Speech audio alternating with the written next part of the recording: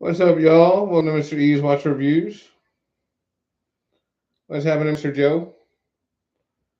Um, yeah, man. We're gonna be doing a Rumble channel, also getting things moving on different platforms. But yeah, I looked at their pay structure and like that's essentially the bottom line is their splits a whole lot more. What's up, Mr. Mike? Is a lot more fair as far as the equity and how they distribute the money and stuff like that. It's like more like a 60-40 split instead of a 90-10 because YouTube is taking 90% of the money and yeah. Yep. So today I wanted to talk about the Seiko Turtle versus the Helm. Let's see, I got these things up right side up. Yeah, there we go. So these two watches are very similar but very different. It's so kind of crazy. Uh, Basically, because they're both running the Seiko movements. This one is this one is running an NH38A. This one is running, I believe, the 4R36. Um, and I've done some research, and from what I can gather, is that they're basically kind of the same movement. They just have different numbers for in-house use and selling to everybody else use. So, uh, the thicknesses on these two watches, like in my mind, was closer, but now that I have them in my hands, um, it's way off. Like 'cause this always like when I got this watch, this felt like a very chunky monkey and very top heavy until I got this one. But as you can see, like the helm is a full bezel size taller. Like just its case is the thickness of the entire Seiko. Um, and one thing that I will also say about the Seiko, uh, yeah, oh yeah, it is beefy, dude. Like both of these watches are very like manly when you're wearing them. Like you just feel kind of beefy and burly and whatnot. Uh, but this one more so than any of them because, like I said, it just you know I don't know. It is definitely robust. And I will say that I had a hole in my pocket in my jacket, and this motherfucker actually slipped out of my jacket and bopped the concrete. Um, but it's still running perfect. It's running really good. I put it on the time graph from when I got home, and it was crazy because I was expecting to see a mark on the case, and you couldn't even see it. You couldn't even see where it fell, and it kind of pissed me off because I took off the watch and put it in my jacket pocket, forgetting that there was a hole in the bottom of it uh, to protect the damn watch. It was at when I was at work. So, what's up, Mr. Joe or Mr. Underachiever? Um, but the Seiko, I definitely like their bezel action better on this one.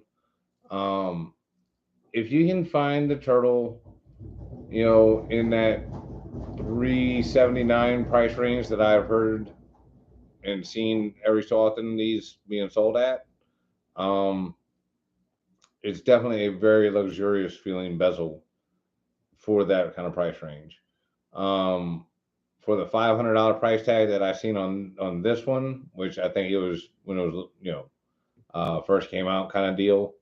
Um, it definitely feels like a $500 bezel. Like it feels very good. Um, and this is one thing where the turtle to me uh, does pull ahead of the helm just a little bit. Um, because as beefy and as big as that bezel is, and I do like the square cuts, I like the way it looks. Uh, it's got a couple of spots where it just tightens up like really bad. Um, and it just kind of makes it real stiff to move. And see, like there you go, it just freed up. Um, yeah, and see, it's like it's always on the bottom side, like right around there. It gets a little stiff right there. And as soon as that white gets around past my thumb, yep, see, right there is nice and easy. So that is what it is. I do like the helm. I mean, I think the bezel functions just fine. There's no back play or anything like that. But for my taste, the helm is just a little on the stiff side. Um, where, like I said, this definitely feels more tooly. This feels more luxury. Is the best way I know how to put those two things. Um, Again, let's see, helm. Was the bezel stiff before you dropped it? Yeah, it was. Yeah, it was. It's always been like that, Joe. Like since I got it out the box. Um. Oh shit! Another comment. Let's see. I'm number 37 on helm weight. This for a titanium Kuraburi. I think you will be very happy with it. They're underachiever.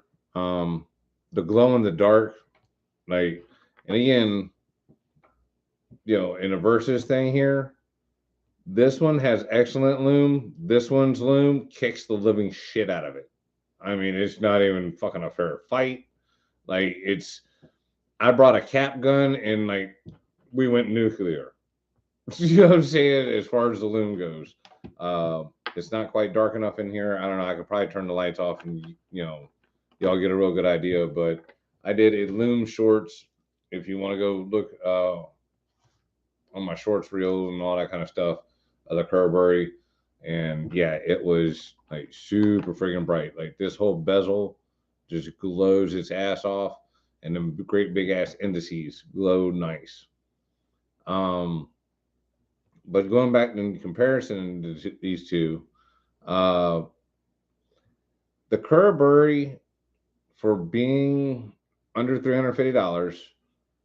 Oh yeah, well, like I said, man, you are going to be happy as fuck with this soon. Like when you finally get one, it is insane. Best loom I've ever seen. Like um, the all loom dial from MMI was pretty good. Like I really like that, but like this kicks the shit out of that. It's even better than the Geno's, which that just kills me. But the Geno's, as you already know, excellent loom, excellent loom. But this is even brighter and longer. I don't say longer lasting, but as equally as long as lasting and brighter. And like I said, since the whole bezel is loomed, man, I mean, it just lights the fuck up. Um, and like that really says something for it to like I said, in comparison, the loom and the Seiko just can't even hang. Like it's not even a close fight. It'd be like Tyson versus Sugar Ray Leonard or something like that. It's just very something unfair. Um, with that being said, again, you guys can see I have this on the rubber strap. Now, when I got this from Mr. Joe, he had it on a nice ass Jubilee, and I still have the Jubilee bracelet. Uh, I know I was getting to that, Mike. I know I was just trying to say, I don't feel like I'm doing kind of like apples to apples right this second, but this is the original Seiko bracelet. So I figured I would show it how you would get it without having to go buy another $100 Jubilee quality bracelet. Um, but the helm comes with that super cool blue strap that matches, and you can actually pick from a whole bunch of different colors. They got a whole bunch of different ones to choose from, but I went with stuff that matched because blue watch, blue band, why not? Um, and somebody was teasing me. They were like, "You got to fold the tongue back over it," and I I kind of already knew that, but I just didn't want to. I don't like having to do that. So, I'm just difficult like that sometimes. Just I know what the right answer is, but I'm just not trying to fuck with it. It's like I want it the way I want it. But at any rate, um, as far as the Seiko bracelets go in general, um, if this had a regular Seiko bracelet, I don't think it would hold a candle to the helm. Um, I mean, you just look and see how beefy this bracelet is. I mean, this thing is just manly and rugged and just, yeah, solid links, screw links, you know, all milled, everything. Like this is not a pressed clasp. Like that's definitely milled. Um, yeah, just very, very high quality. I wish it had an on the fly adjustment for, you know, the class, but they do give you plenty of micro adjust, which does get the job done. Um, again, of course, they got their little logo and everything on the inside there. But yeah, the Helm watch. If I had to really say, with bracelet, like if we were comparing the two with like a Seiko bracelet, the Helm would be just way the fuck ahead. Um, because I mean, the finishing on the case in this case are about equal. I mean, they're both super nice. Like there's absolutely nothing wrong with the Seiko finishing on the case and the head of the watch. But like I said, I feel a little funny comparing this one straight up without a Seiko bracelet, and we all know how most Seiko bracelets are. They're fucking shit. So yeah. With that being said, if we were going head of the watch, uh, ah, daggone, I don't know, like the blue of the dial, man. Um, like because this is very pretty blue, but dude, that Seiko is just sexy as I don't know what. It's just yeah. That's like whoop ass blue all day long. I mean, both of them are real close to whoop ass blue, but yeah. And that's the thing that really sold me on this one. Is as soon as I saw that blue dial and how pretty that was, yeah. Um, mm. So I don't know. Like if you're really just going to want a good ass tool watch and one for diving and like just really just being beefy and rugged, I would say the Helm all day long. And I'm not saying that the Seiko can't take it, but like this bezel is just so smooth. It feels almost more like just a friction bezel, but you can feel the locking mechanism inside. But yeah, it just kind of glides. Um, where this one, it's already so like kind of Nazi utilitarian feeling. So yeah, I would say go with this one for like actual diving type thing because it's also ISO certified and that kind of good jazz.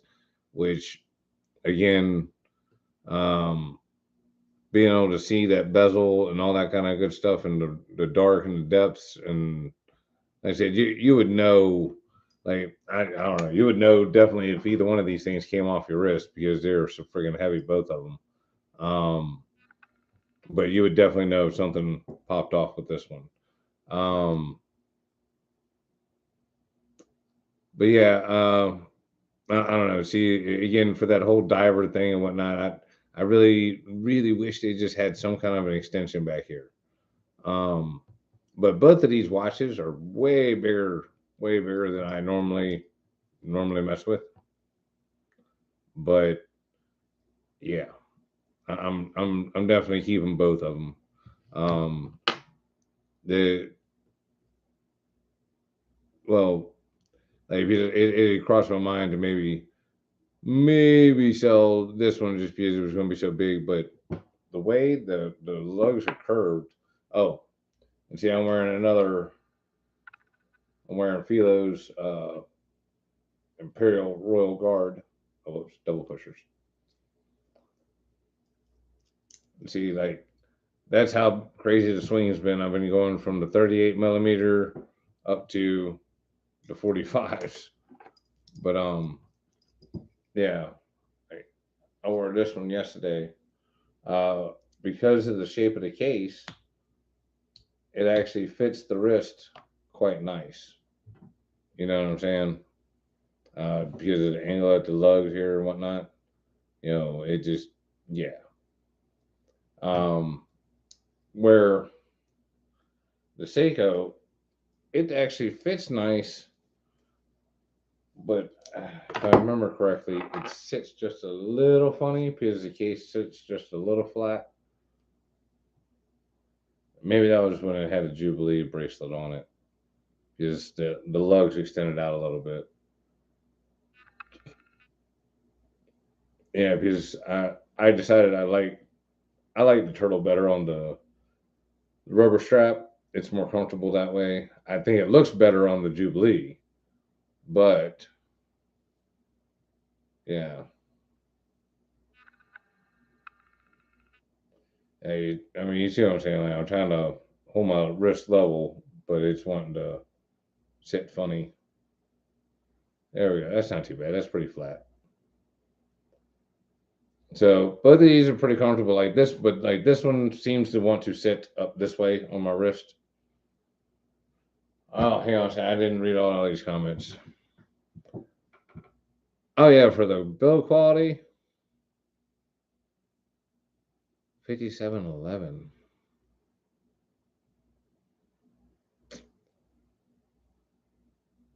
Hey, Jovindi Disco Dancer. What are you talking about? The 5711. Which one is that?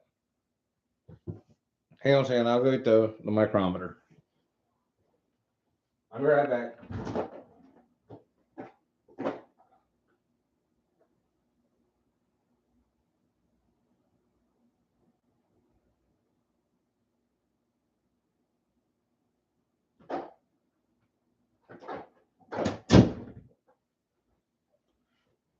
Let's see. I'll tell you the exact thicknesses of these. But can you show us your 57? I don't know what the 5711 is. The turtle is 13.2 millimeter thick.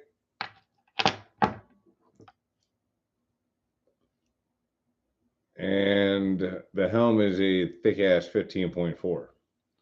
So, like I said, very, very hefty. And again, since we were talking about like NH35As and Seiko movements, um, the Imperial Royal Guard is 14. So, you know, just for some reference points. Uh, but yeah, I mean, for somebody to say that this is just a rebranded Seiko, I kind of got to laugh. Somebody said that or whatever, and I'm just like, man, you know, there are similar like this. This watch does remind me of this one. That's why I'm doing the comparison between the two. But now that I got the two side by side, I really don't feel that way no more. I really don't feel like I mean, they're kind of similar just because they're both blue and they're both big as shit. But and they both got Seiko movements. So really, for me, they're kind of the like I don't know. The comparison's kind of in there because again, and let's see, what is this? 300 meters. Yeah, like this one's good to 300 meters, and I want to say this one's only good to 200 meters. Let's see, but let's see.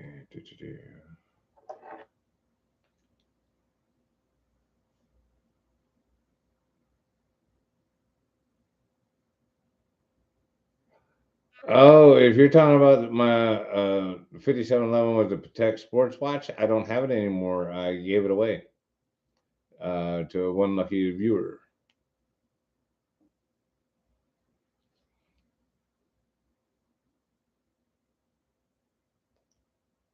Let's see. So yeah, this one's only good at 200 meters.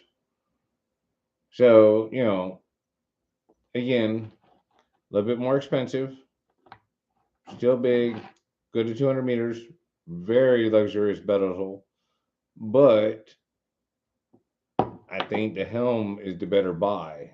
You know what I mean? Um, because again, originally $500 used, I'm pretty sure they go for right around the same price that this one new. This one is going to hold its value because you can't get them, and people will buy them secondhand for as much or if not more than the original price. Um, but as far as like bracelet quality and all that kind of stuff, kicks the shit out of the fucking Seiko. I mean, it's just not even close. The finishing quality on the case and everything like that is just it's excellent. I mean, it's like I am super impressed with the helm. Uh, like blown away by it. It's definitely worth all the hype that I've seen on the internet and everywhere else. And my Komodo should be here very soon.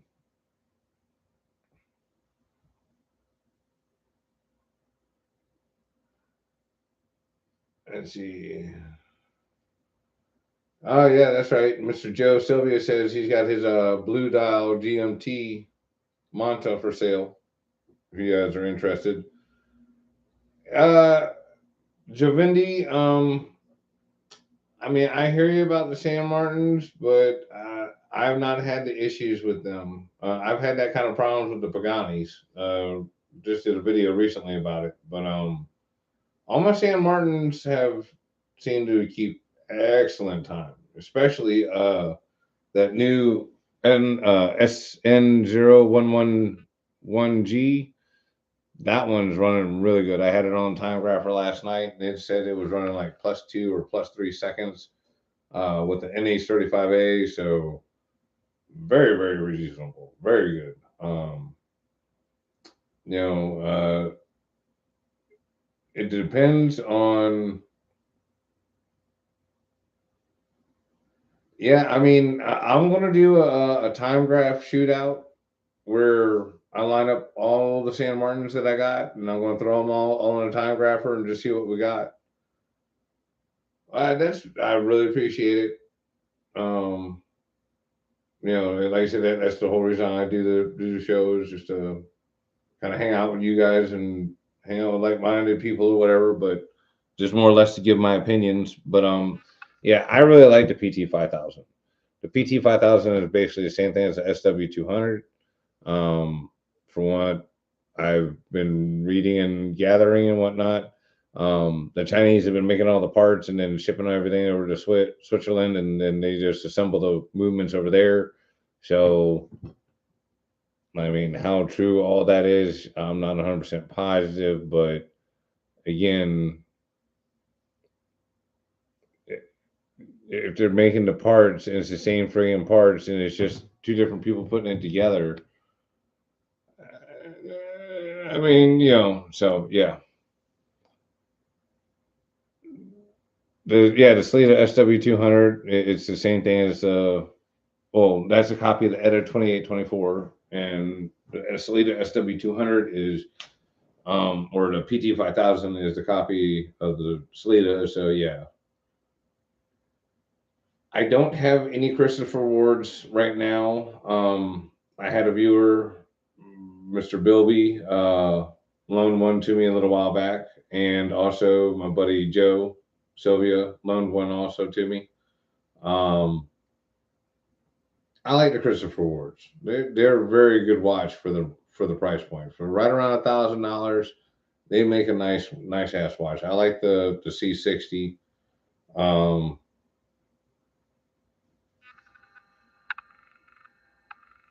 and that's.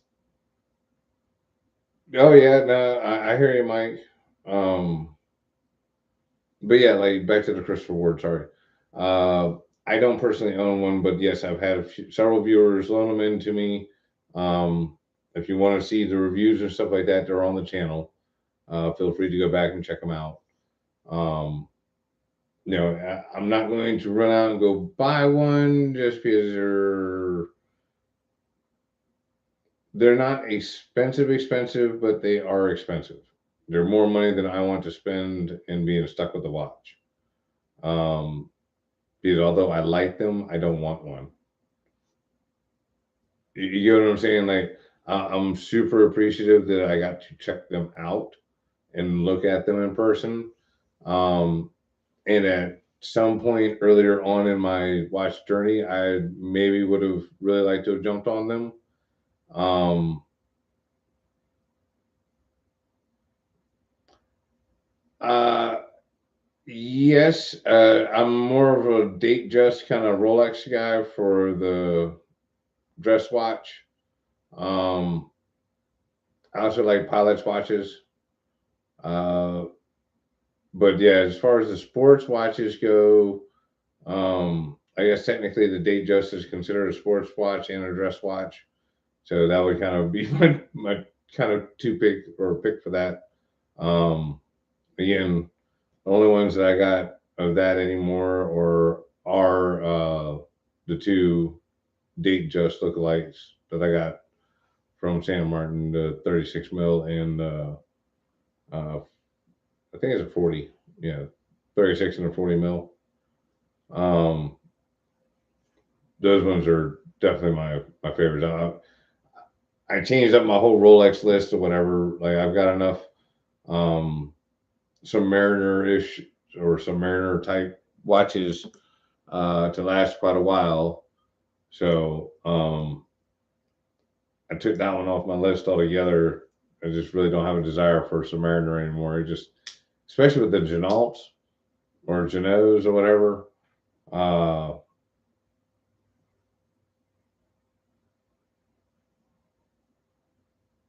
yeah, that's that's what I was saying. Is just I had them change up my list to take out the Submariner. Uh, I don't have on there is the Batman GMT with on a Jubilee or a 36 millimeter date just with the blue bezel and the loom. Uh, yeah, I mean, Mike, that's kind of the whole problem, man. I think they'll get you that Explorer way faster than they'll ever get you that Daytona.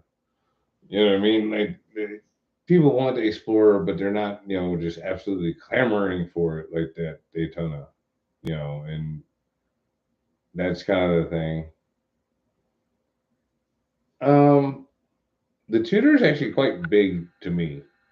Uh, when I saw that one in person, it was cool, but it was the diameter was quite a bit larger than the Rolex Daytona.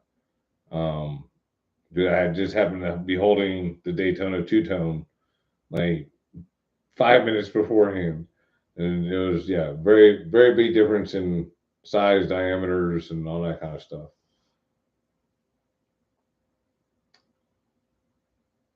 Yeah, yeah. Well, see, Mr. Rackos is up there in New York City, so he might be able to slide by one of them fancy guys down in the Diamond District and make a deal.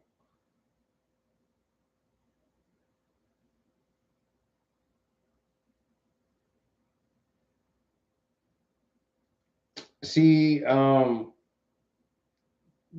like I've seen a couple of the Sky Dwellers. I don't like. I like the blue dial, but I don't like the dial.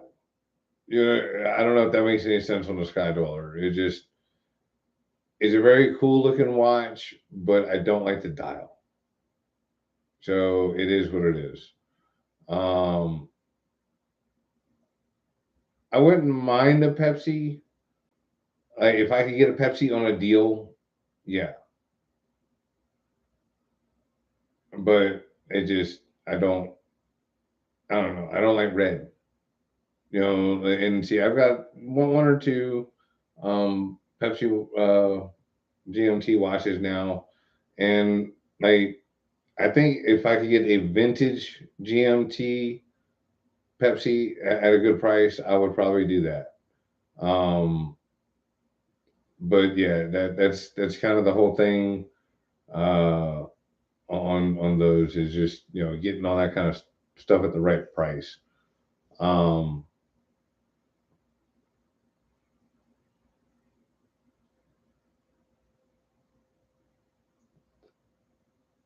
yeah, I mean, I can't wait till they get you a good one back to you, Mike. Like I said, I'm sorry that it's been kind of a hassle and all that, but they are getting it done. And like I said, that is one of the issues with dealing with overseas.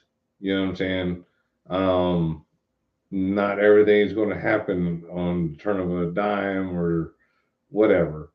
Uh, and like again, since they're probably coming in and every morning they've got a whole bunch of emails that came in from overnight from halfway across the world asking questions, doing this, doing that. Uh, yeah. So not making excuses for them because like I said, you and I have talked many times about it personally. Uh, you already know I don't have no affiliation. You know what I'm saying with these people. I'm just trying to use my pull as um, a influencer to try and influence them to fucking get you a working watch. Um, no, I mean, there won't no lesson to learn there, Mike. I didn't know that they weren't the same people. You know what I'm saying? It is what it is. We know now. But it's just a little FYI and PSA for everybody. Uh, if you go to like the San Martin or the Suggest website, it may not be the exact same people that I deal with on AliExpress. So sometimes I can hit them up with a little message and get you some results. And sometimes they tell me, well, sorry, that's not us. Go tell them or go talk to those people. So, you know, it is what it is. And like I said, it's not that I've got any major pull with AliExpress, but that's where I buy all mine. So that's where all my correspondence is. Yeah, you guys get what I'm saying. Um, but yeah, back to the what I was talking about with the Helm and the Seiko turtle there. Um, I would say the Helm is probably the better all around tool watch. I already know you Seiko fucking freaks are gonna shit yourselves. Um, it's not a rebranded Seiko. It's a very independent dive watch. I mean, it's just beefy as fuck. And I mean, that's just all there is to it. And like, it's very well made. So, with that being said, uh, I still like the turtle. Um, and like I said, in my mind, these two watches were so similar in my mind. But now that I have the two of them side by side, they're really nothing alike. I feel like the turtle could be pulled off more easily as a dress watch, especially when it's on the Jubilee bracelet, uh, than the helm. That helm is a cuff buster and a half. That bitch is so thick, like it's like trying to carry around a fat girl on your wrist all damn day. So yeah, like yeah, there you go. This is like the El Chunko twins. You know what I'm saying? You know, the big one and like Big D and Little D. You know what I'm saying? Kind of thing.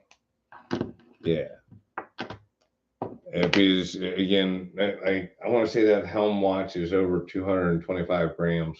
I gotta go grab the. I would have to go grab the scale, but I'm almost positive. Um, yeah, I mean, the Seiko, you could definitely pull that off as a dress watch. The Helm, that is just it's too tooly. Like, and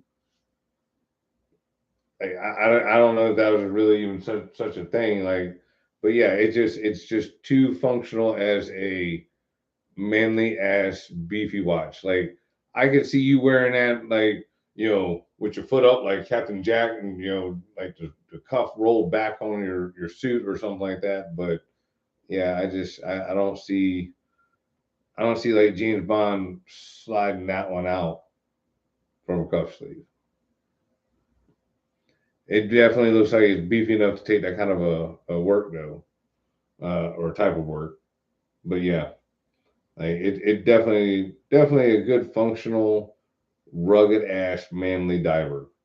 Like that thing looks like you were about to go out and cut wood, or hunt a bear with your bare hands, kind of watch. Um, the Seiko doesn't quite give out that same type of vibe. Not to me, anyways. Like, it's definitely beefy and manly, but it's just more refined. Like, it's like we're gonna go fox hunting today, fellows. Kind of refined. So yeah. Um, but yeah, the back to what we are talking about with the Rolexes and all that kind of stuff, man. Um, the Air King's okay. Uh, I kind of started to gravitate towards it like you, because it was on that lower end of the spectrum, and I'm like, oh man, that's much easier to afford. That's much more towards my fucking price bracket. But as I kept looking at everything, and I'm like, okay, well, the whole part about it not being scary to buy a Rolex because you can resell it for what you paid for it, that's not true on the Air King. So yeah. So with that being said, I was like, well, I don't want that. You know what I mean? Like, it's not that I didn't like the watch anymore. It's just, because I liked it. It was plain, it was simple, and it was a Rolex, and it was made to be a tool watch. So I'm like, oh man, that's all these things are great for me. Like, that's awesome, and it's at a more reasonable price. But then they were like, I'm like, so if I wanted to come trade this up later, I could expect to get that same kind of money back. And they're like, no, no, you'll take a loss on this one. It's like, well, fuck, I don't want that. I want to be able to take it, wear it, have fun with it, use the shit out of it, and then be able to sell it for what I at least paid for it or more later. Like, I like that idea way better. So yeah.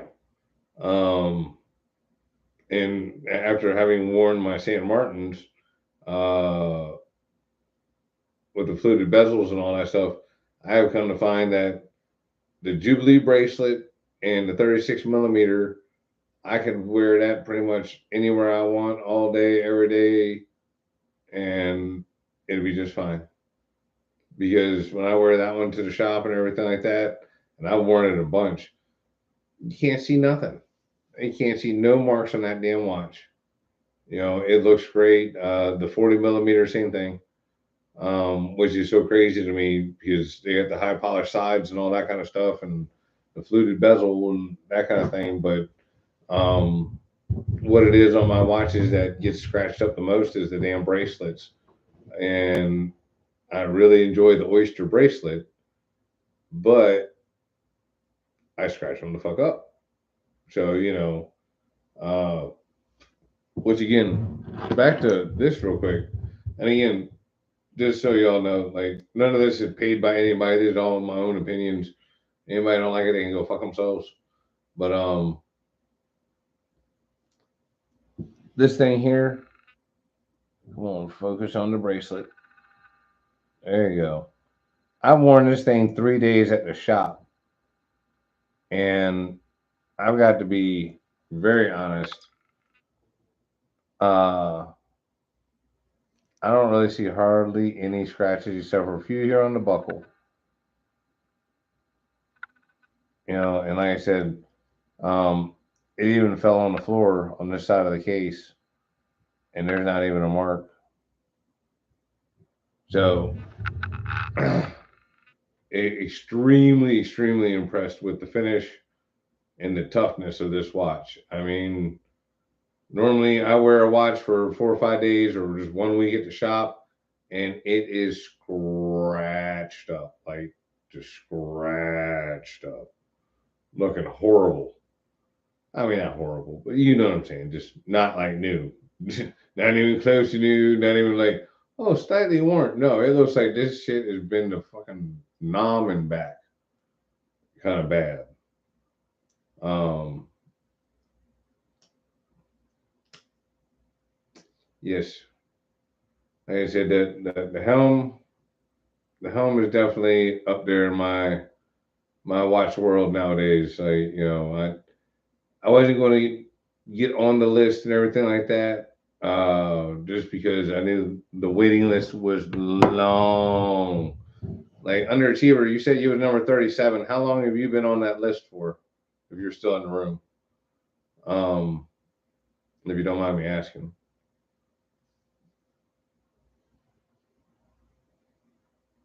Hera,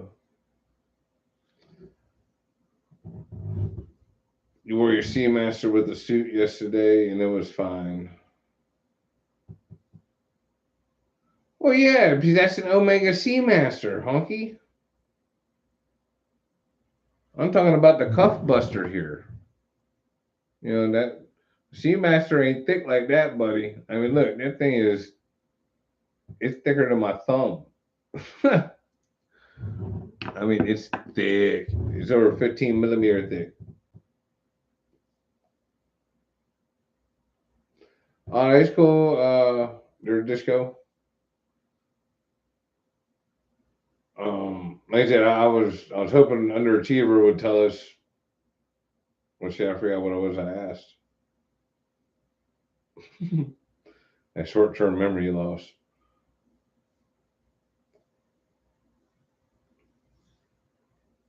Yeah, no, like I said, damn,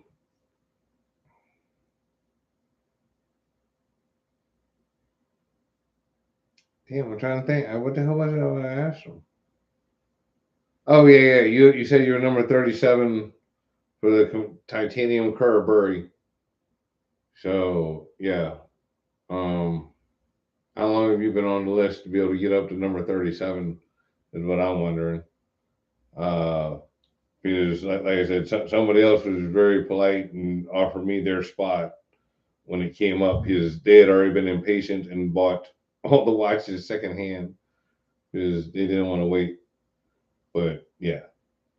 Um, Speaking of watches that are coming up for sale, uh, the Imperial Royal Guard 200, the Ghosted Green, I believe, will be coming up for sale. And I don't know if this one, the blue original and the red bezel, if they will be coming up for sale also on May 16th. But yeah, they're doing the Ghosted Green. Um, I would definitely recommend checking out one of these watches, especially if y'all like vintage stuff and maybe a little bit smaller, at 39, 38 millimeter. Um, I really do like this watch. Like I said, my complaints, like the main ones, is just how thin the bezel is, and how busy the dial is with the minute markers. I would rather the hour indices be out further than what they are. But other than that, I mean, it's a very nice fitting watch. It's very comfortable. Price point is pretty reasonable, especially for the quality and the finish of the watch. They are also doing a giveaway over on Instagram where you can win some cool shirts and hats and stuff like that. Uh, but yeah, bracelet's got a pretty nice stiffness to it. You know, not a lot of sag for being push pin, but it does have a little bit of wiggle.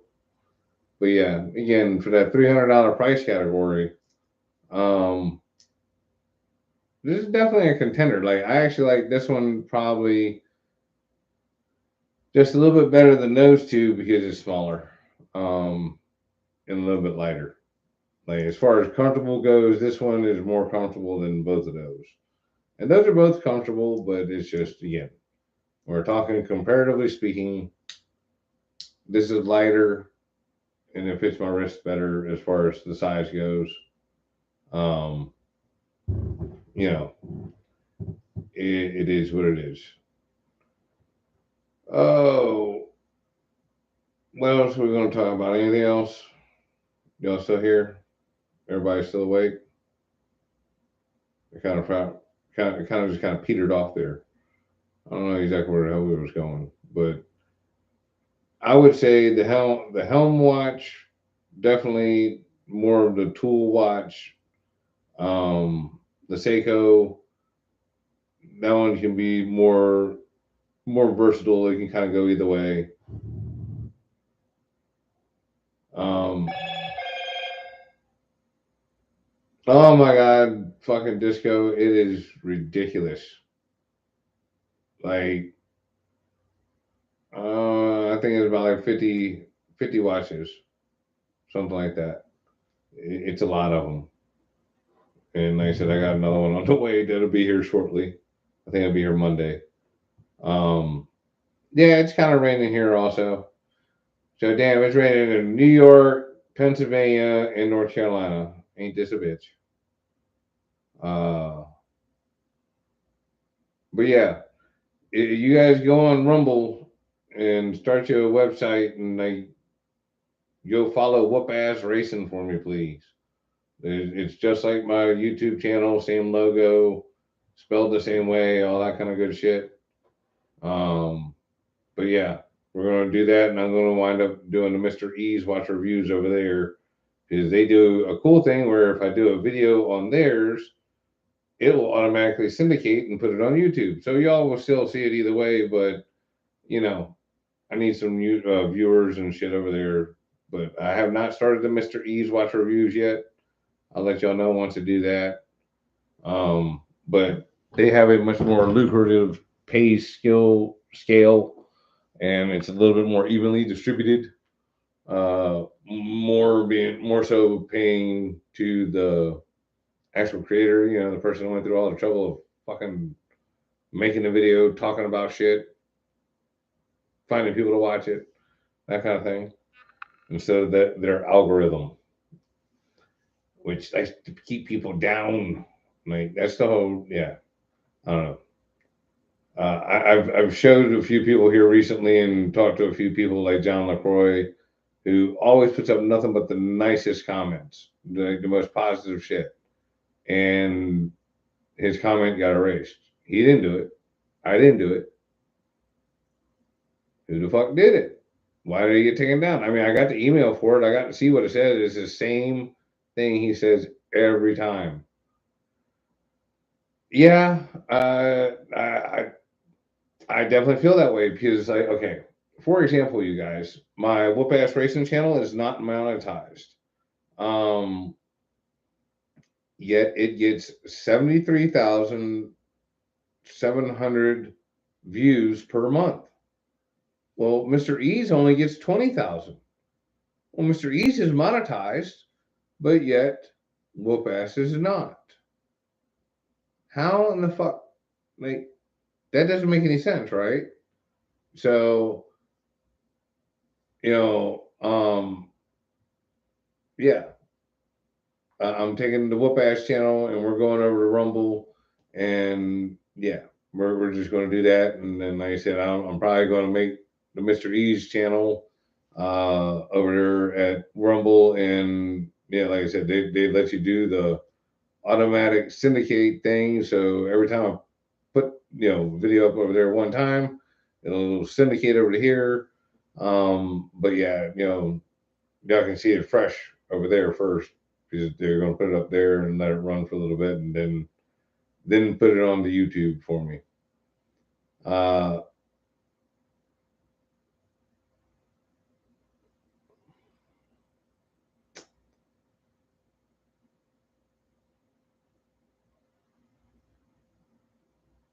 Tudor is still a much higher quality overall finish watch, but it's scary close. Like it's they're both 316 steel. Um, Matter of fact, like Joe, he just got the San Martin Tudor uh homage chronograph, and me and him both agree we like the San Martin version better. Like, especially when you look at the like in pictures and this and that, side by side, the San Martin chronograph was much nicer. Uh, and I mean, having gotten to handle the Tudor chronograph in person, I wasn't super blown away with it. Like, I'd much rather have the Daytona. Uh, but you know what I'm saying?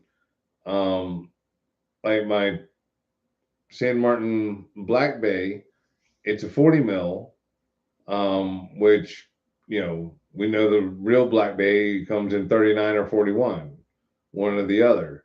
Um, and like the issue is like the 41 is thick and it's got a really nice bezel action, where the 39 is thinner, but it's got a 60 click bezel. It's either 60 click or 90 click bezel. Um,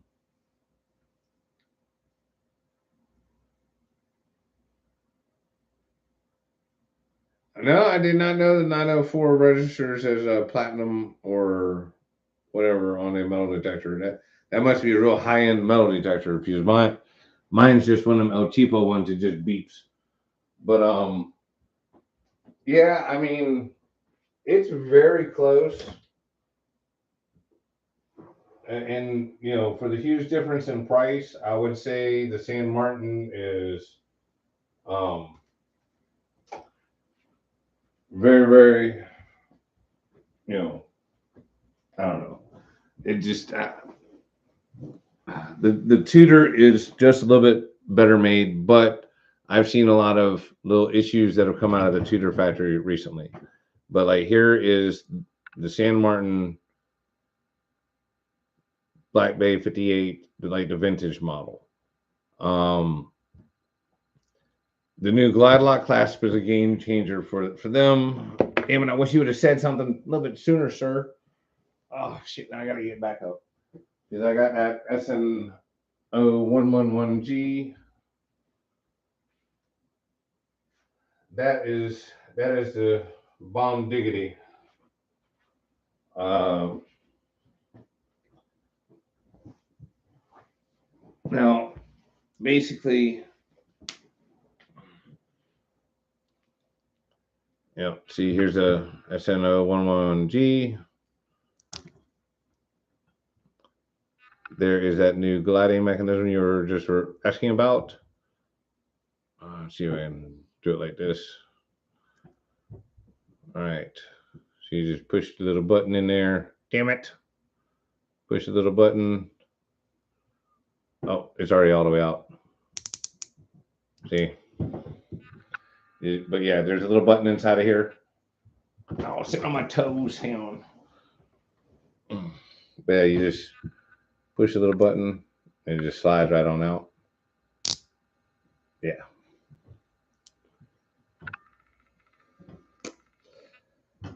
Um, no. I like the Sujus one better.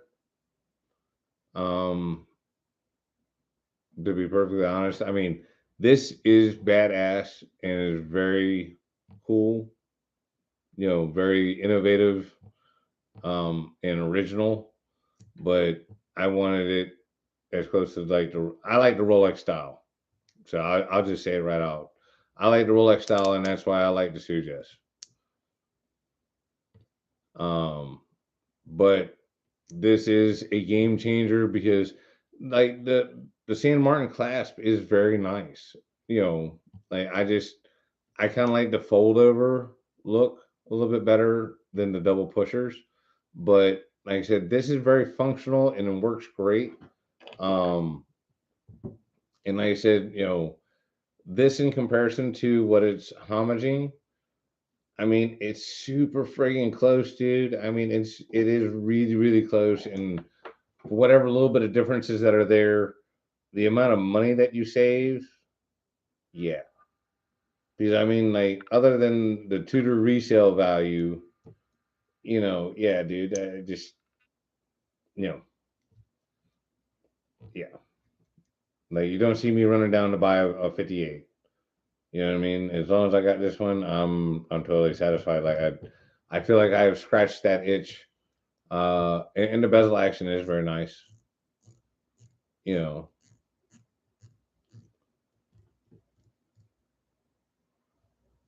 the San Martin used to have. You are correct, Ethan. They used to, but they kept having problems with it and kept having all kinds of issues because there was a El Cheapo shitty glide lock system um, that like you can go on AliExpress and all that kind of stuff, and like even the watches that I had made, it's got that more. It's it's a glide lock, and yes, it works, but it's not like the Sugis or the Chronos, uh, or like a Janot or like a Rolex. Like the four of them, like I said, it just barely pulls down a little bit and glides. Uh, where on the cheap ones, when you pull down on it, it doesn't just drop at like a little angle. It drops straight down. You know what I'm saying? And then slides back and forth. That's more or less what they had originally. And if you pull on that one too hard, it comes apart. Or if you pull it in just kind of the wrong direction, they'll come apart. The Sujes and the Chronos, and more specifically, even like the Genots, which Genot sources the bracelet from Asia. Uh, you know, I'm not saying they're getting it from any of these same factories or anything like that, but just that is the fact that Genot does get their bracelet from Asia. Um, they all seem to have got it worked out exactly as it should be. I'll just put it that way. Instead of just kind of close, kind of looking like it, type thing. But yeah, um, but to just double back real fast on the Tudors, um, they are a bit overpriced, but I feel like they are closer to a reasonable price for a luxury watch. Like, and not only that, but at least some of the Tudors, like if I were to get one of the Tudors, I would get something like the silver case Tudor, or maybe something a little bit more exotic type deal. And that's just because I like silver and it's a blue face style. But like the reason why I won't do that one is because it comes on a NATO strap, and that's it. And I don't, I won't, no, I want steel or silver all the way through. Like if they did a steel case with an all steel bracelet, or excuse me, silver case with an all silver bracelet, I'd do that in a heartbeat. I love that. Have an all silver watch. That'd be just killer. Um, but yeah, the San Martin, their new glide lock system, uh, and like for the cost of the watches, yeah, I mean it's really tough to beat, man. Um, because like I said, like this one right here has become my absolute favorite San Martin that I own just because of that glide lock, or that gliding system. Yeah, and see Joe, like you and me have talked, man. I like that one. I like the whole gliding mechanism they got in it, and all that kind of stuff, and the Rolex style clasp, their T fit or whatever they want to call it. But I just don't like the red bezel. I just don't like red. They say as soon as it comes in a blue, black, or even a green, I'll be in there. But I can't really fuck with red. Uh, but it's just my least favorite color. But um, even like the Black Bay 54. Uh, that's a nice looking watch, man. I like it that it's in the smaller case. Like I'd be more inclined to do that one. Um, especially if it's got the T-fit glide lock system type deal. Yeah, see, the only thing I really don't like about Tudors, I don't like the big snowflake hand. Um, like yeah, that's just my biggest thing is the snowflake hand is not my absolute favorite. It's yeah, I think it's better than the Mercedes hand, but that's just because I don't like Mercedes cars. Like I personally prefer the sword hands because they look cool and they give it a nice wide um surface for all that. Like even on the Seikos, I mean those are kind of sword type hands. I know one of them looks like just a big arrow, and the other one looks like a little sword. But like this one here, like big fat sword hands. I'm just a sucker for sword hands. I just really like them, and I like pencil hands. Um, and it just the pencil hands is more of an aesthetics thing, but they don't give you a lot of area to put the loom on. So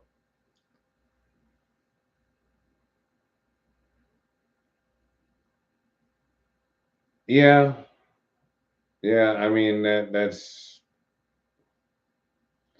the whole thing. Like I said, for me, I like sword hands. Um, and even like this one here, the one I'm wearing, like that's kind of a nice combination where they did like kind of like the little pencil hour hand and kind of a pencil minute hand, but with big old mushroom tip on there. uh,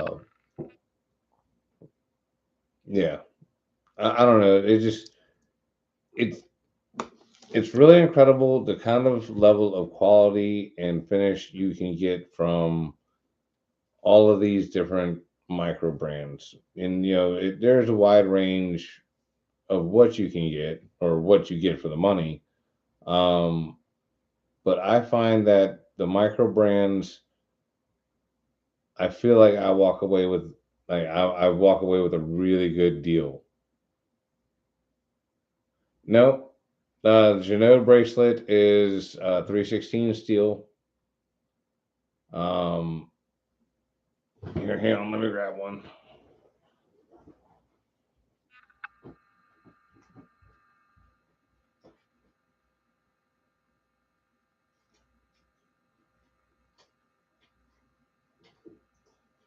But yeah, uh, well, yeah. See, I say I got one watch in the way. I actually got two because I have my new Ocean Rover 2 on the way. This is my first Ocean Rover. It is Ocean Rover 2, but see, like what I was talking about, like see how gently I just able to pull down and it just pops down at that little angle like that, and then now it's just going to slide nice and easy, you know. And then when I want to lock it back up in place, it just locks back up and easy. Like I didn't have to force nothing. Like this thing operates just like you know what you know what I mean. Um, but yeah, no, this is all 316 steel. Uh, now like would I take this over a Tudor? Yes, all day, every day. Um, and to be perfectly honest, since I have this and I will have a black and a blue bezel, and I actually have the Golden Sands loom version, um, I have absolutely zero desire for a Rolex Submariner, like none. And that's because I have what I feel is even better than that. Um, because it didn't cost me nowhere near as much. This watch was hand built for me specifically. You know what I'm saying? It knew where its home was going to be before it was ever even put together. But like this watch fits absolutely perfect, nice and slim, buttery smooth bezel. Like this watch is just absolute perfection. You know, like you don't get any better than this. Uh, and I mean, honestly, that's the only thing you could say in my book to me that really puts this or puts a Rolex way over this would be the 904 versus the 316 steel. And all that really is its level of corrosion resistance. A lot of people want to talk about, oh, well, the one's softer and this and that. Bitch, you cannot fucking feel the difference between the hardnesses and this and that. And like, it comes down to like how scratch resistant the shit is. You see what I mean? Like, whenever somebody's like, oh, well, the 904 just feels softer. Bitch, it's the way they fucking brushed it. Okay? It's the brushing or the polishing. It is not the steel itself. It just, it is what it is. You know what I'm saying? But some people will swear that the 904 is just so much more comfortable because it's a softer steel. Yeah, whatever makes you feel better about having spent fucking $20,000 on your goddamn watch. You know, so yeah. Um,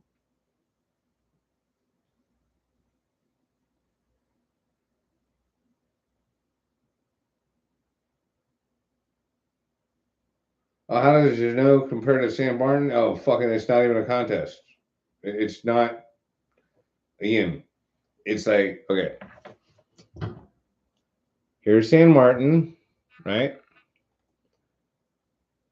Here's Janot.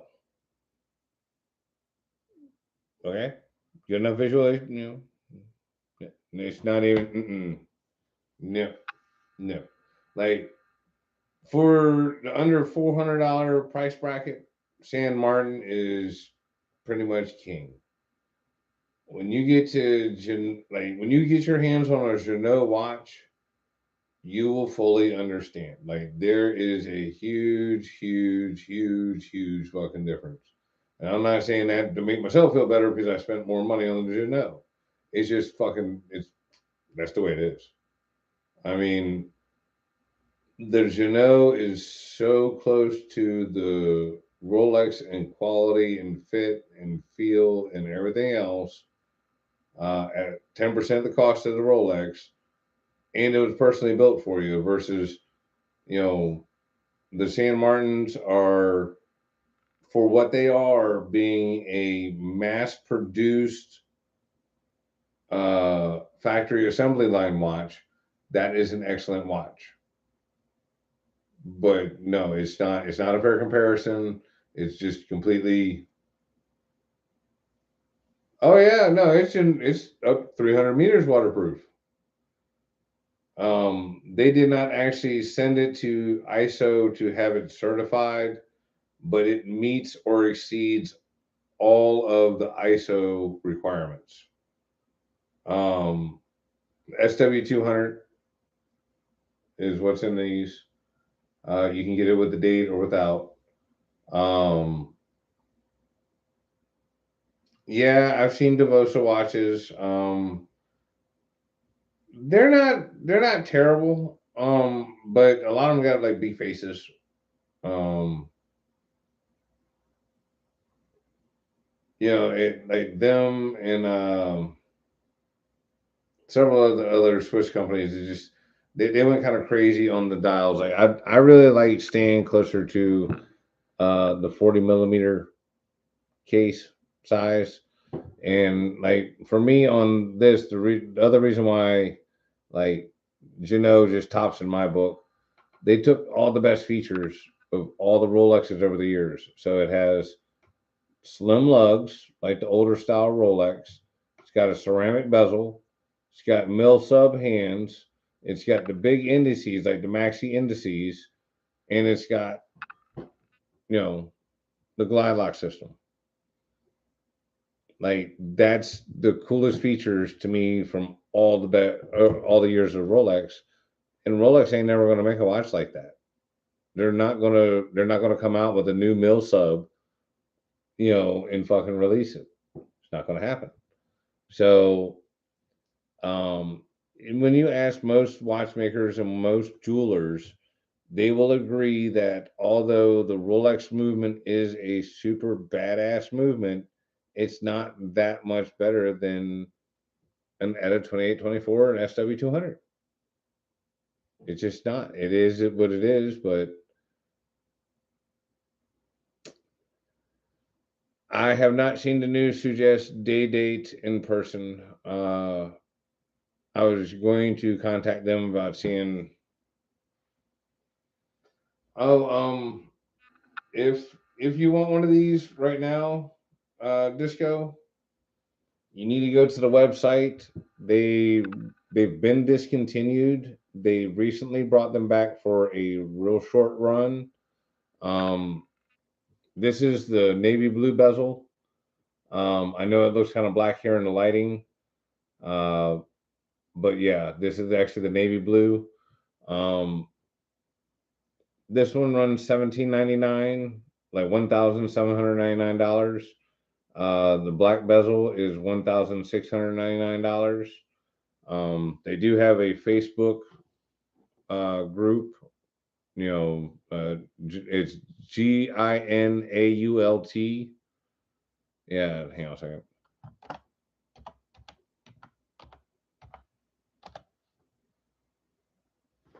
Damn it. Oh, butt fucker.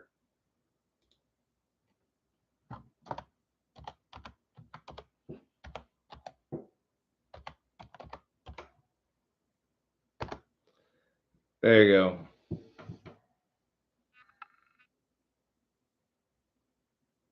There you go. You can just go to the website because they have two different watches. They have the silent service and they have the Ocean Rover 2. Um, Basically, the black bezel version is $1,699, and the blue bezel version is $1,799.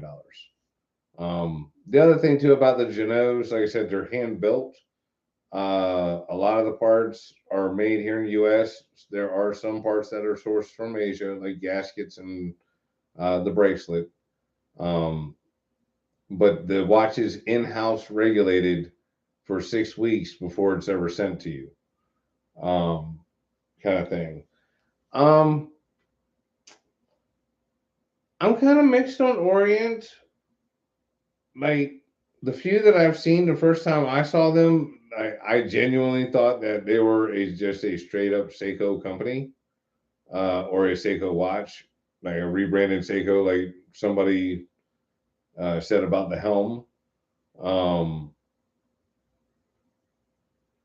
I don't know. Like I like their stuff. Uh, no, I did not open up the back of the watch as it has a warranty and all that kind of good shit. I put it on the time graph for all the time though. But yeah, no,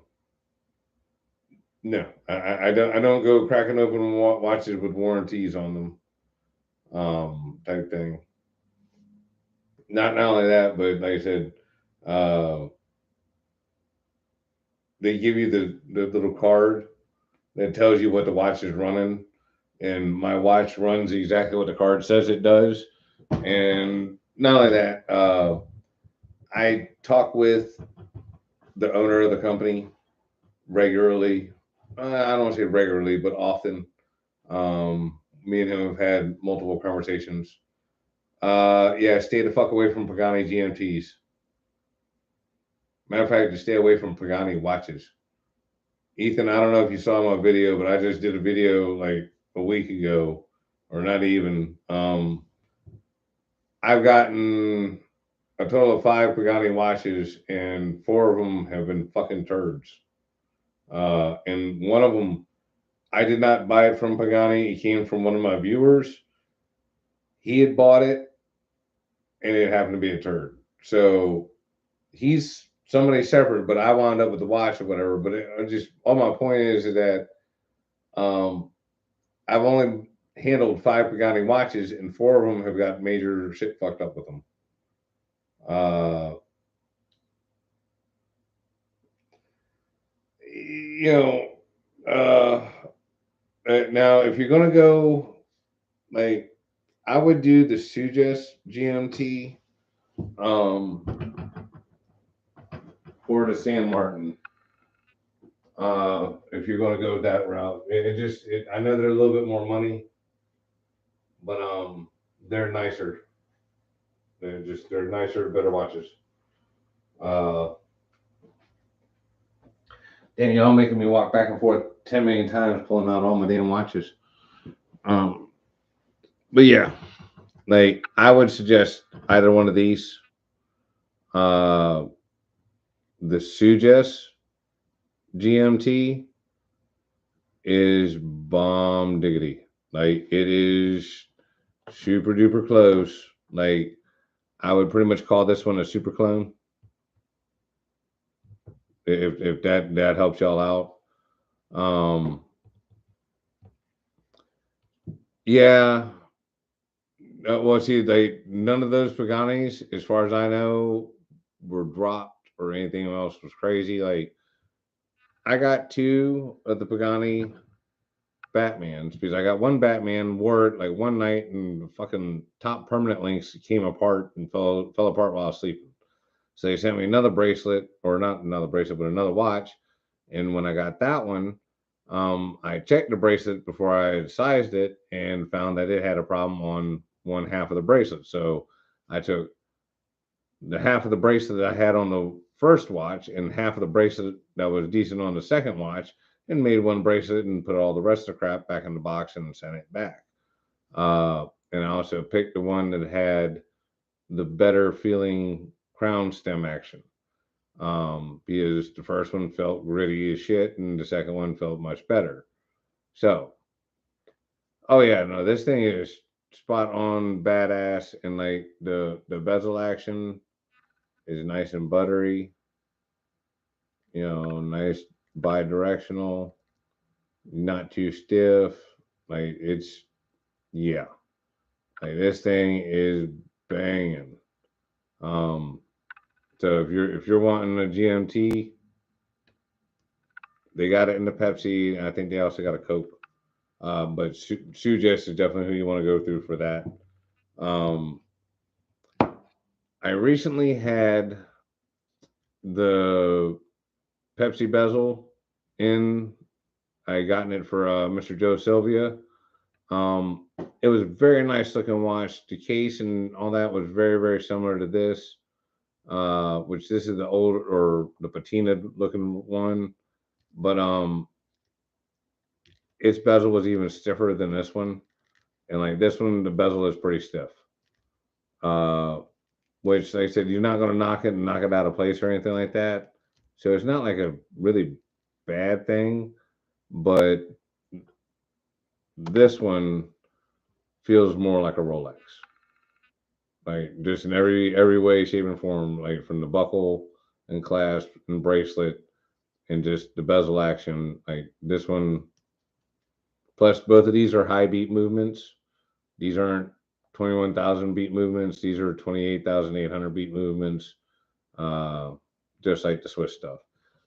Essentially, from what I understand, the movements that they are putting in these to high beats are a 28-24 that's been modified uh, with another year for the GMT function. So yeah, I appreciate it, Underachiever. Did you ever say how long you was on that list for the Helm watches? I know you said you were number 37. Did you ever put up there? I don't know.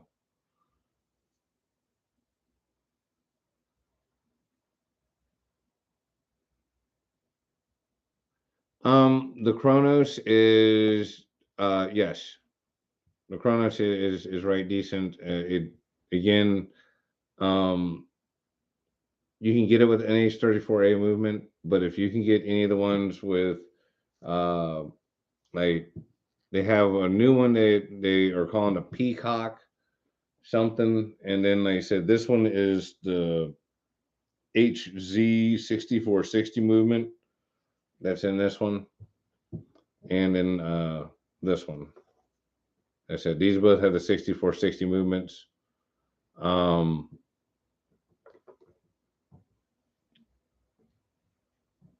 if you're like, I don't have any experience with the 3186 movement, the clone movement or whatever, but uh, the 3135 clone movement is spot on. Like it's perfect. It runs absolutely flawlessly. Um, the parts are interchangeable. The only thing that's a dead giveaway on it uh, is the balance, the the balance spring bridge, um, and how you would adjust it for regulation and that kind of thing. Uh, yeah. But yeah, like I said, it just this one right here with SW200, it's actually regulated to where it runs like +4 to +6. Um, so yeah, it just it is on point.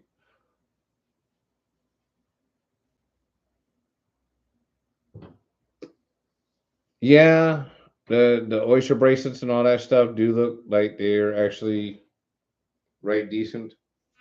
Um, like give you an idea, I've got all four of my watches right now sitting off to the side. Um, because after it really dawned on me, like the whole mathematics of it, and like you know, statistically how many bad watches that is that I've gotten, and it's like okay, what's the running theme in the comment section? Running theme is that the ones that get good movements get bad bracelets. The ones that get bad bracelets get good movements, or whatever. You get what I'm saying? It just I'm not the only person that's got bad bracelets and bad movements, and they don't seem to be able to get their shit together enough to put out enough good watches uh, where all the good shit is put together at the same time. It's either the movement works great and the bracelet's shit, or the bracelet's great and the movement's shit. One common consensus is that the Pagani uh, quartz watches seem to be decent. I'm not a quartz fan. Um, I have not gotten one of the steel dives yet. That's one of the brands that I'm working on. Not working on. I'm getting around to. Um, my buddy, the Watcher, has reviewed quite a number of them, and he's given his thumbs up to many of the steel dive watches. Um, so if nothing else, I will piggyback his endorsement of them. You know what I'm saying? Uh, the watcher really knows his shit, and he takes apart and fiddles with the watches, and I've always felt like he's above and beyond honest about these kinds of things. So I will be honest and say no, I have not personally got to check out any of the Steel Dive watches. From what I understand, Steel Dive is kind of a sub brand of like San Martin and or of like Chronos. Like they buy a lot of extras and slap their name on the dial kind of thing. Um, I may be misunderstanding that, but like I know Steel Dive came out with the 0111 before San Martin did. They call it a vintage diver, and they don't have crown guards and this and that, but it's essentially the same fucking watch. And since it was so popular over there, San Martin decided they had to do one for themselves. So, uh, which again, I am quite happy with that because, like I said, for $200, and like this is how you guys got to kind of look at everything. For $200 watch, this one right here is king. Now, I know y'all are probably looking at the two of them, but like, I'm not seeing that big a difference between the two. Well, that's where the whole my job comes in, and like I'm not trying to sell you either one of these fucking watches because I'm not going to get no kind of goddamn kickback or money or fucking any niceness done for me to sell it to you. So I'm just telling you like it is. Um, this watch is excellent. It feels like it is much, much nicer and, much more expensive than what it costs. Now, I know you're probably going like, well, why is that? Because of fucking cheap ass labor in China. And I'm not saying that the Chinese people are doing anything wrong. I'm just saying like dollar values, the yuan values, and just I don't know. I don't understand all the geopolitical stuff, but I know that this watch was made in somewhere like Switzerland, it would probably cost fucking $2,000 because it's what they had to pay the employees. Um, and like I said, over in China right now, I understand that they are having all kinds of problems with uh, people being able to have jobs. They got migrant workers sleeping under bridges and all kinds of other stuff. And I know y'all are like, oh, that sounds like San Francisco. Well, it sounds like San Francisco is spread all over the damn world. The homelessness and the craziness and the this and the that. But yeah, like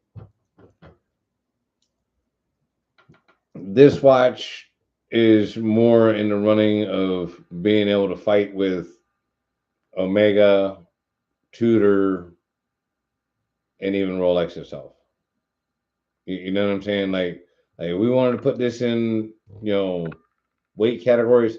This one can get in the ring with all the heavyweights. No questions asked. Like she can do it. And if everybody holds any falsehoods or biases off to the sides and just go off of the sheer quality of the build, yeah, she'll hang all day, every day. Because like, and again, like that's that small things that I'm talking about. Like there are no sharp edges on this watch. There is no imperfections or rough finishing or anything like that. Like this watch is just like perfect, you know, or as close to perfect as one can get for $1,500. This one is very nice, but there are sharp edges, there are rough spots, there are just little things. And again, when you look at the two of them in a picture or just here on the video, it kind of looks similar or about the same. It's when you get the shit in your hands and you start touching and feeling and like I said, like the whole ignorance is bliss type thing. If you just get San Martin and stop there and full stop and never check out no Rolex or any other good watch, then you'll be just fine. You won't know no better. But once you know, well, there ain't no going back. What they call it, a red pill or whatever. Yeah, you red pill your ass or red pill yourself with the fucking watches, buddy. That's it. There's no going back. Once you know, you know. And see, if you're going to check out the Rolexes, check out a new one. Don't check out an old one. Like, don't check out one from fucking like 2009 or newer, especially for the Submariner, because you will be so heartbroken and disappointed, and you'll be like, "This is what the fuck I've been aspiring for. This fucking cheap ass piece of shit." Because they feel like junk, And again, I know the Rolex people probably gonna fucking blow a damn sphincter hole over that, but the old bracelets on Rolexes do not feel good. They're hollow, they're light, they're bleh. Um, where in turn, the newer stuff is thick, it's solid links, it's just milled clasp, it's beefy, it's nice. So yeah, it is what it is. Let's see, is San Martin Air King Homage a real watch? Because it's not sold by official store on AliExpress.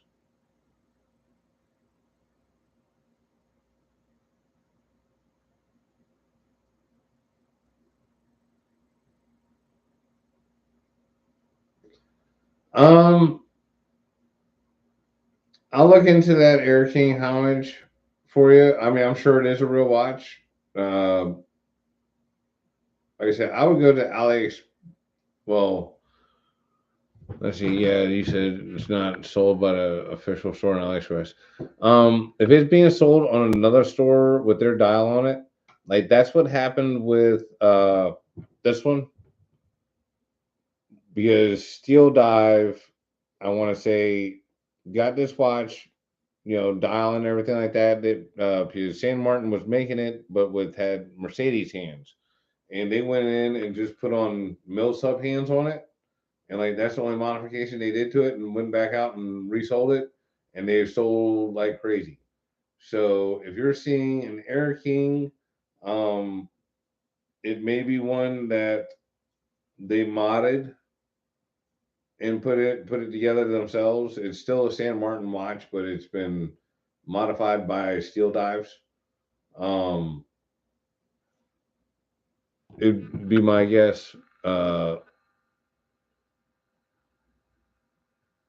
that rabbit hole. Yeah.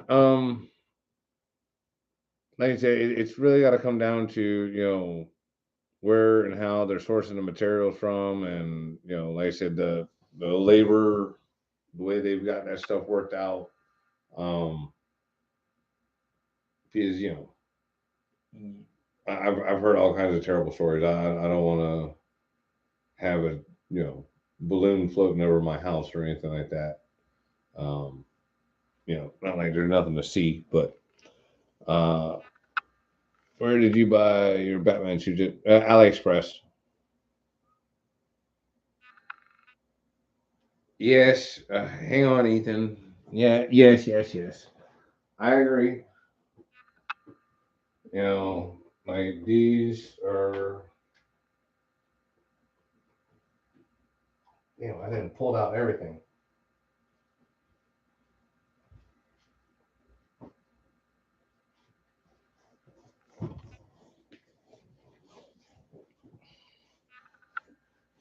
All right. Yes.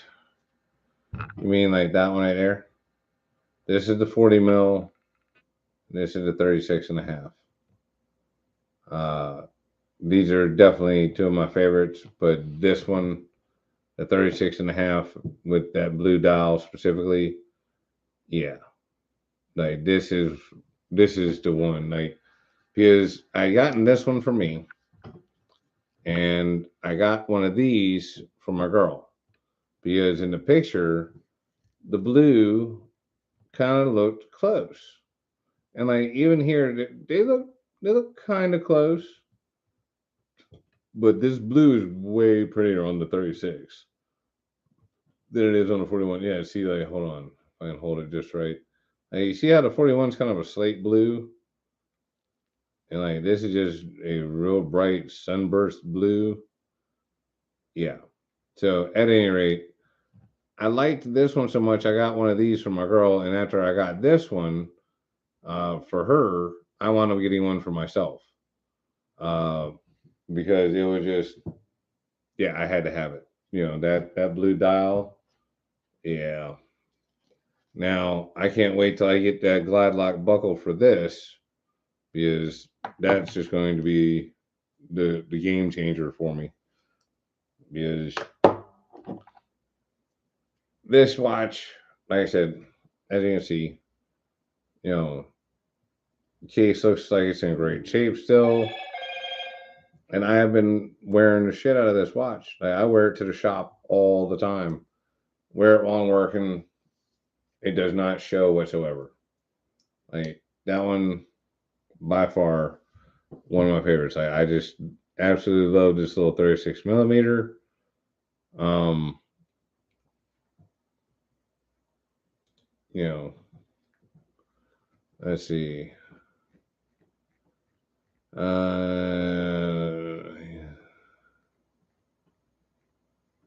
Ethan, the mother of pearl one. Yeah, I don't know. Yeah,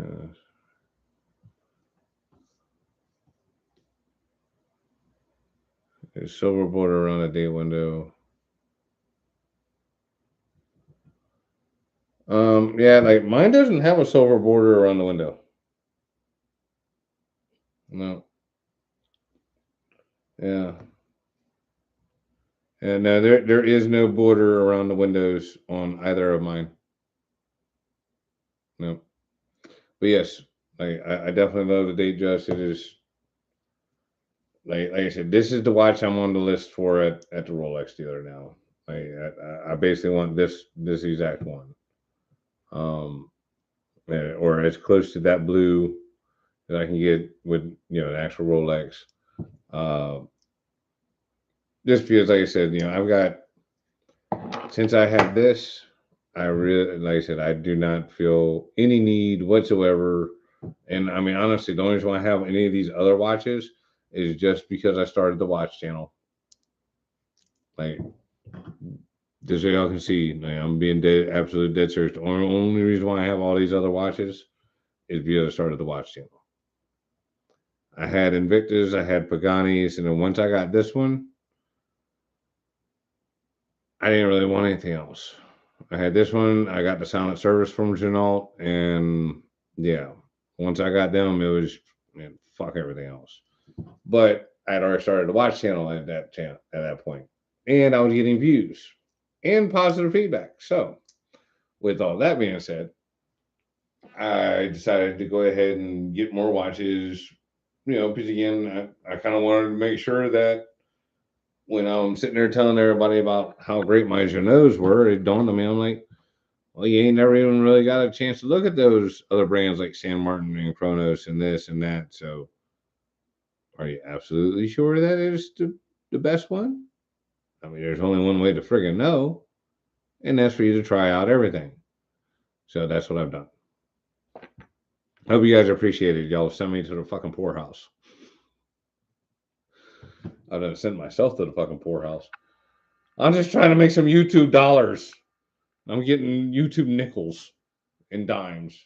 Oh yeah, by the way, and this isn't like really to push it, but anybody that wants to hook a brother up with some super thanks down there or like some whatever, man, I don't know exactly how or what you do with all that, but I'll take some. Just saying. Uh, but yeah, it's just one of them things. Um, the 41 date just the mint green dial. Yeah. When I was at the Rolex dealer, I was actually looking at the 40, or the 41 or whatever that they had up there. Because that's what they consider demand size nowadays. Uh, they consider the 36 unisex.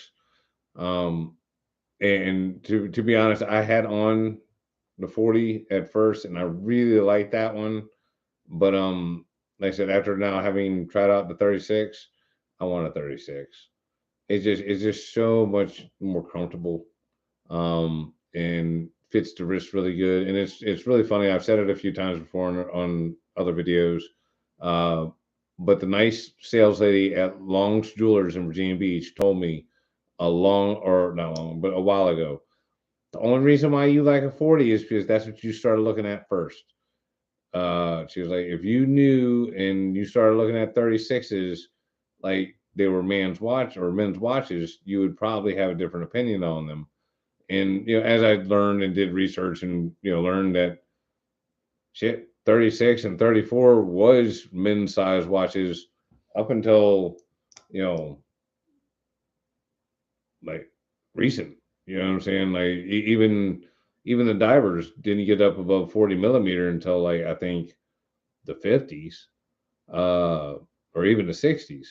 So the fact that I saw 40 mil first, that's what I thought was the norm, and I just kind of stuck with. Um, but yeah, like I said, it just like that one and like these two. Like I said, I don't really like the dial on this. I mean, I like the big indices, but I don't like all the minute markers. But these two watches, man, they're very comfortable. They're very, very accommodating for just about any wrist size. Because my buddy Bo, who's a great big dude, he's got a real Rolex Datejust 36 mil, and his wrists are like like that big around. I mean, they're huge. Uh, and I thought for sure it would look like a little kid's watch on them, and it does not. It looks like a